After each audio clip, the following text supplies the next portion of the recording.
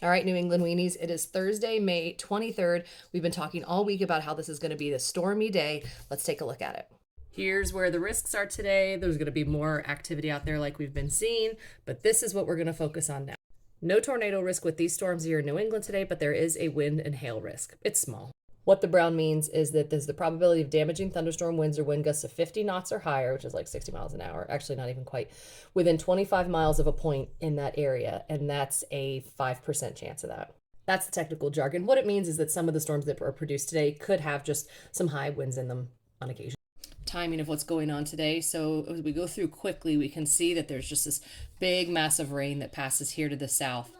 And as we keep scrolling through, you see that move off the main coast. And as we look at this, you see the line it follows exactly that brown storm risk line we were looking at.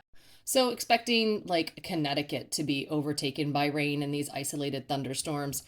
Let's see, 15 minus 4 is 11. So at about 11 o'clock this morning, this should be the picture.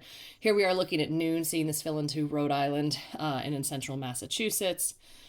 Looking at 1 o'clock, 2 o'clock, 3 o'clock, 4 o'clock. And a very interesting feature here is if we look in Maine and see, whoops, went too far, how it forms a little bit of a line here. It's going to be interesting to see what happens with these storms. Sorry, I realized it was totally out of view in that location. Forecast discussion says there is a threat of showers and thunderstorms in the mountains and northern areas through the morning, but the better chances are along these southern areas in the afternoon that we were just looking at. Before the front comes through, it's going to get warm. It's going to get into the 80s, 85 once again.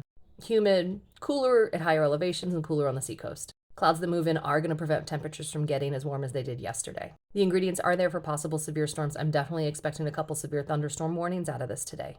Storms get severe thunderstorm warnings on it when they have winds that reach 58 miles per hour or greater or have hail 1 inch in diameter or larger. Something else we're going to see today are just special weather statements. So if it's getting close to that but not quite reaching that threshold, we are New England after all, we aren't the Midwest. If you see winds with like 50-mile-an-hour winds and half-inch hail, they will issue special weather statements to help notify people. There can be severe storms in the earlier stuff and like the morning and early afternoon activity, but where it's more likely to be is a little bit later in the afternoon. The people who are going to see those storms, usually the ingredients come together a little bit more at that time to produce the potentially severe storms. But the good news is with the timing, how it seems like it's sped up a little bit. We're going to be seeing it this afternoon. Everything's going to be cleared and done and out of here like by sunset, if not before. Then looking out long term, kind of seeing what's going to happen. Weekend looks pretty good. Maybe a little bit of something on Sunday-ish that comes through. And then what we're going to see are some increased chances Monday, Tuesday-ish from this low that come through that might give us a little bit of rain as well. Later half of the week, high pressure seems to build in and they'll give us a couple nice days.